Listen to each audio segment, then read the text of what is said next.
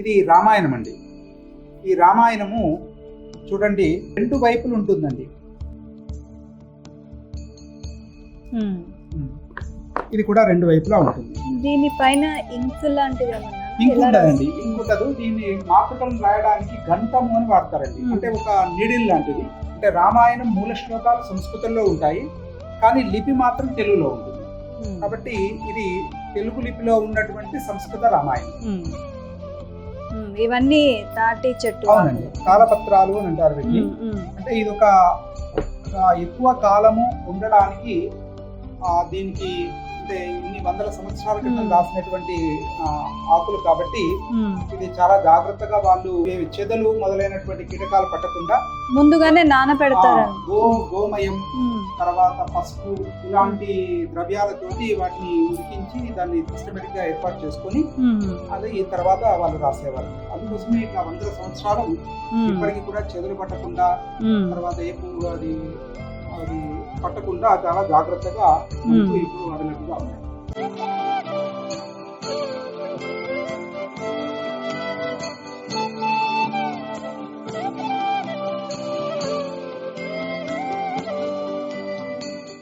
నమస్కారం అండి, నా పేరు డాక్టర్ జోషి సంతోష్ కుమార్.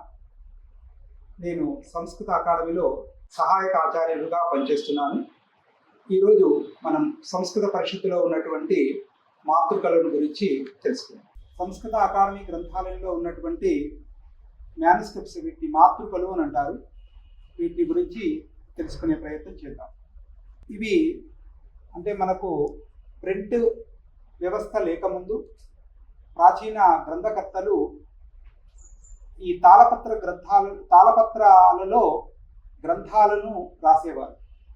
వాటిని ఆధారంగా చేసుకుని మనం చదువుతున్నటువంటి గ్రంథాలన్నింటినీ కూడా పబ్లిష్ చేసుకోవడం జరుగుతుంది. ఇప్పుడు ప్రింట్లో మనం ఈ గ్రంథాలన్నింటినీ కూడా మనం చదువుతున్నాం. కాబట్టి ఈ గ్రంథాలన్నింటికి కూడా మూలం ఈ మాతృకలు. వాటి గురించి ఇప్పుడు కొద్దిగా తెలుసుకుందాం. ఇది రామాయణం అండి.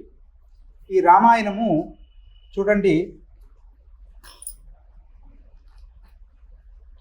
ఈ రామాయణము అంటే రెండు వైపులు ఉంటుందండి. అంటే ఆ ప్రాచీనుల యొక్క తీక్ష్ణ దృష్టి చూడండి, ఎన్ని లైన్లు ఉన్నాయి. దాదాపుగా ఒక్క లీఫ్లో 16 నుంచి 18 లైన్లు ఉంటాయండి. అంటే ఇప్పుడు మనము అది చదవడం కూడా చాలా కష్టం. అలాంటి దాన్ని అప్పుడు వ్యవస్థ లేనటువంటి కాలంలో ఇంత తీక్ష్ణమైనటువంటి దృష్టితోటి చాలా అద్భుతంగా మనకు అందించారు మహానుభావులైనటువంటి గ్రంథకర్తలు. ఇవి రెండు వైపులా ఉంటుంది. తర్వాత ఇది చాలా అంటే ఒక నిర్దిష్టమైనటువంటి దాంట్లో ఉండడానికి ఇలా చివరిలో ఈ కర్రతో చేసినటువంటి బైండింగ్ లాగా మనకు ఉపయోగపడుతుంది. వీటిల్లో ఈ తాళ్లతోటి వీటిని ఒక్క దగ్గర అంటే దాన్ని కట్టడం జరుగుతుంది. ఇది అలాగే ఇది కూడా దీనికి ఒక చిన్న గ్రంథం. ఇది అంటే డిఫరెంట్ సైజుల్లో, విభిన్నమైన సైజుల్లో ఉంటాయి. ఇవి మన దగ్గర కొన్ని అవైలబుల్గా ఉన్నాయి. ఇది కూడా చూడండి, ఇది స్క్వేర్లో, ఇది కూడా రెండు వైపులా ఉంటుంది. దీనిపైన ఇంక్ లాంటిది ఇంక్ ఉండదండి, ఇంక్ ఉండదు. దీన్ని మాతృకలను రాయడానికి గంటము అని వాడతారండి. అంటే ఒక నీడిల్ లాంటిది, దాంతోనే ఉంటుంది. ఇది ఇంక్ కాదు. దీనిపైన అది అంటే దీన్ని రక్షించడానికి లెమన్ గ్రాస్ ఆయిల్ అని అప్లై చేస్తే దాంట్లో ఉన్నటువంటి అక్షరాలు కొద్దిగా మనకు స్పష్టంగా కనబడుతూ ఉంటాయి. అలాగే ఇది కూడా ఇంకా ఇవి కొన్ని ఒరియా స్క్రిప్ట్ లో ఉన్నటువంటి మాతృకలు కూడా మన దగ్గర కొన్ని ఉన్నాయండి. అంటే ఇందాక చూపించినటువంటి రామాయణం అంటే రామాయణం మూల శ్లోకాలు సంస్కృతంలో ఉంటాయి, కానీ లిపి మాత్రం తెలుగులో ఉంటుంది. కాబట్టి ఇది తెలుగు లిపిలో ఉన్నటువంటి సంస్కృత రామాయణం. అలాగే కొన్ని గ్రంథాలు మనకు ఇవి 7 కాండలు ఉన్నట్టేనండి, అంటే 6 కాండల వరకు ఉందండి. ఆ తర్వాత ఇవి ఒరియా లిపిలో ఉన్నటువంటి సంస్కృత మాతృకలు, ఇవి కొన్ని ఉన్నాయి. అలాగే ఇంకొక షేప్ లో చూడండి, ఇది ఒక తెలుగు కావ్యం. ఇది చూడండి, ఇక్కడ అక్షరాలు చాలా స్పష్టంగా ఏర్పడుతున్నాయి. అంటే ఆయిల్ అప్లై చేయడం వల్ల ఇవి చాలా స్పష్టంగా ఏర్పడుతున్నాయి. ఇలా పెట్టండి, ఉల్టా ఉంది. ఆ.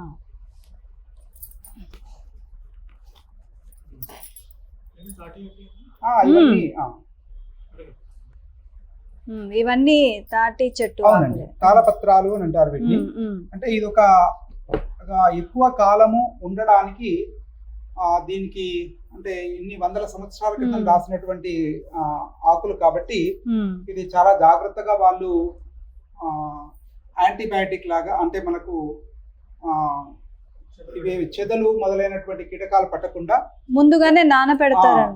గోమయం, తర్వాత పసుపు ఇలాంటి ద్రవ్యాలతోటి వాటిని ఉడికించి దాన్ని సిస్టమేటిక్ గా ఏర్పాటు చేసుకొని అది ఈ తర్వాత వాళ్ళు రాసేవారు అన్నట్టు. అందుకోసమే ఇట్లా వందల సంవత్సరాలు ఇప్పటికీ కూడా చెదలు పట్టకుండా, తర్వాత అది పట్టకుండా చాలా జాగ్రత్తగా మనకు ఇప్పుడు అవైలబుల్ గా ఉన్నాయి. చూడండి, ఇదొక అంటే ఇది తర్వాత కాలంలో కాపీ చేసినటువంటి ఒక తాళపత్రాల నుంచి దీంట్లో కాపీ చేయడం. అక్కడి నుంచి మనకు ప్రింట్ కావాలి అని అంటే ముందు తాళపత్రాల్లో ఉన్నటువంటి విషయాలన్నీ కూడా ప్రతి లైన్ చదివి ఆ తర్వాత దాన్ని నోట్ చేసుకొని, ఇది కాశికా వృత్తి అని ఒక వ్యాకరణ గ్రంథం. ఇది మనకు సంస్కృత అకాడమీ ద్వారా మొట్టమొదటిగా 1969వ సంవత్సరంలో ఈ బుక్ గా మనం పబ్లిష్ చేశాం. 1969. ఇవి కొన్ని భాగాలుగా ఉన్నాయి. ఇది ఇట్లా మనం ప్రింట్ లోకి తీసుకురావడం జరిగింది. ఆ తర్వాత ఏంటి అని అంటే అవి కొన్ని భాగాలుగా ఉన్నటువంటి ఈ కాశికా గ్రంథాన్ని 2008వ సంవత్సరంలో ఇలా ఒక పెద్ద బుక్ ఒకటే అన్ని భాగాలన్నీ కూడా దీంట్లో తీసుకురావడం జరిగింది.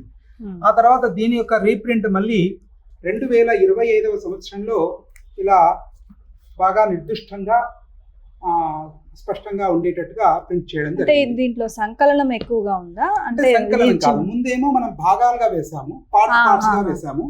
ఆ తర్వాత ఏంటంటే ఒక్క దగ్గర ఆ పార్ట్స్ అన్ని కలిపి ఒక దగ్గర వేసాము. ఇది కాశిక అని చాలా మనకు సంస్కృత పబ్లికేషన్స్ లో చాలా ప్రసిద్ధమైనటువంటి పబ్లికేషన్. అలాగే కాళిదాసు రచించినటువంటి విక్రమోర్వశీయం అనేటువంటి ఒక నాటకం అండి. ఈ నాటకాన్ని అంటే ఇక్కడ మనకు దీన్ని ఆధారంగా చేసుకొని సంస్కృత పరిషత్ వాళ్ళు 3 టీకాలు అంటే 3 వ్యాఖ్యానాలతోటి 1966వ సంవత్సరంలో ఇది వేయడం జరిగిందండి. ఇది చాలా ప్రసిద్ధం. 3 వ్యాఖ్యానాలు ఒక దగ్గర ఉన్నాయి. దీన్ని ఈ మాతృకను ఆధారంగా చేసుకొని దీన్ని పబ్లిష్ చేయడం జరిగింది.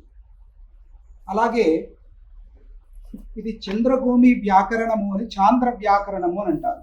ఇది కూడా మనకు ఒక మాతృక మనకు మన లైబ్రరీలో అవైలబుల్ గా ఉంది. దీని ప్రింట్ పబ్లికేషన్స్ వేరే వాళ్ళు చేశారు, మనం చేయలేదు. అలాగే ఇలాంటివి సురపుర ఇతిహాస అని ఒక సంస్థానానికి సంబంధించినటువంటి ఒక చరిత్ర, అది మనకు ఇది లభించింది. దీన్ని ఆధారంగా చేసుకొని మనము సంస్కృత అకాడమీ ద్వారా ఈ బుక్ కూడా, అంటే ఇవన్నీ తాళపత్రాల నుంచి దీంట్లో రాశారు. అంటే తర్వాత కాలంలో తాళపత్రాల నుంచి వెళ్ళి మళ్ళీ అంటే మనకు పేపర్ వచ్చిన తర్వాత పేపర్ మ్యానుస్క్రిప్ట్స్ లాగా పేపర్లు రాయడం జరిగింది. ఆ తర్వాత కాలంలో ప్రింట్ రావడం జరిగింది. ఇలా క్రమేణా మనకు డెవలప్ కావడం జరిగింది. ఇప్పటికీ కొన్ని దాదాపుగా 1,00,000 వరకు అంతకంటే ఎక్కువ కూడా ఇంకా ప్రింట్ కానటువంటి మాతృకలు మనకు మన భారతదేశంలో డిఫరెంట్ లైబ్రరీస్ లో అవైలబుల్ గా ఉన్నాయి. అట్లాగే మన దగ్గర కూడా కొన్ని ఉన్నాయి. వాటిని ఆధారంగా చేసుకొని సంస్కృత పరిషత్తు ఈ మాతృక అంటే మ్యానుస్క్రిప్ట్స్ కలెక్ట్ చేయడం, ప్రిజర్వ్ చేయడం, అలాగే వీటిని బేస్ చేసుకొని బుక్స్ పబ్లిష్ చేయడం అనేటువంటిది మనకు సంస్కృత అకాడమీ యొక్క మెయిన్ ఉద్దేశంగా చెప్పుకోవచ్చు. వీటిని చదివి అర్థం చేసుకోవాలంటే పండితులే చేసుకోగలరు కదా? పండితులు అని అంటే కొద్దిగా శ్రమ చేస్తే ఎవరైనా చేసుకోవచ్చు అండి. అంటే మనకు ఇప్పుడు విశ్వవిద్యాలయం అంటే యూనివర్సిటీస్ లో ఈ మ్యానుస్క్రిప్టాలజీ మీద MA, PhD ఇలాంటి కోర్సులు పెట్టడం జరిగింది. కాబట్టి దీని ద్వారా కొంత మనకు ఉపాధి అది కూడా పొందే అవకాశం ఉంటుంది. కాబట్టి ఇది చాలా గొప్ప స్కిల్ ఇది. అంటే దీంట్లో డిఫరెంట్ స్క్రిప్ట్స్ లో ఉంటాయి. నంది నాగరి అని, బ్రాహ్మి అని, ఇలాంటివి కొన్ని స్క్రిప్ట్స్ లలో ఉంటాయి. శారద అని, కాశ్మీర్ లో శారదా స్క్రిప్ట్ యూజ్ చేస్తారు. కాబట్టి అలా ఆ డిఫరెంట్ స్క్రిప్ట్స్ లో ఉన్నటువంటి మాతృకలను అవి మెల్లిగా అధ్యయనం చేసుకొని అది వాటిని కాపీ చేసి ఆ తర్వాత టైప్ చేసుకొని ఆ తర్వాత ఎడిట్ చేసి పబ్లిష్ చేసుకోవడం అనేది ఇది దీని క్రమం. కాబట్టి ఇలా గ్రంథాలు ఉన్నాయి. ఇంకా కూడా వెలుగు అంటే లోకానికి తెలియనటువంటి మాతృకలు అంటే మ్యాన్స్క్రిప్ట్స్ మనకు 1,00,000 కంటే పైగానే ఉన్నాయి. ఇంకా చేయాల్సినటువంటి పని చాలా ఉంది.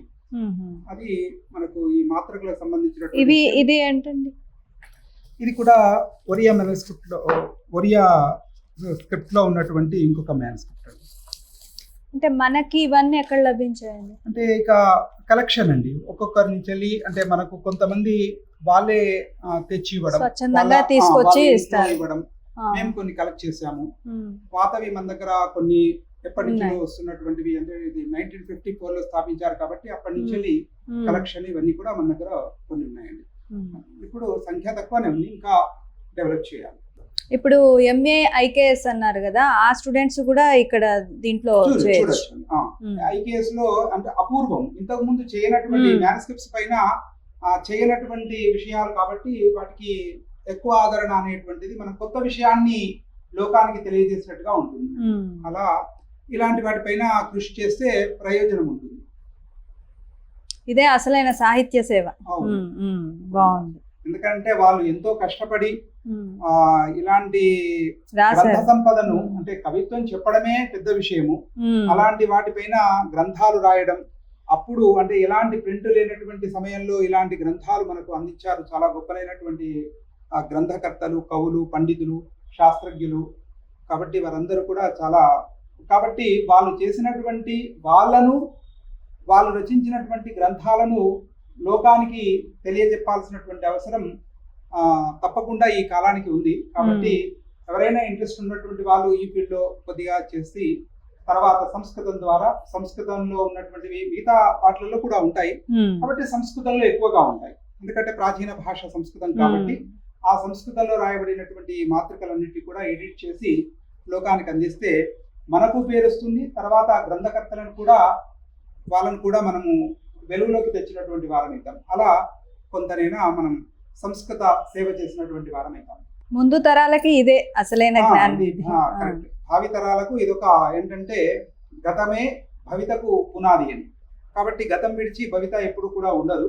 కాబట్టి ప్రాచీనాన్ని చూసుకుంటూ ఆధునికత వైపు మనం అడుగులు వేస్తే అది మనకు చాలా యోగ్యంగా, హితకరంగా ఉంటుంది.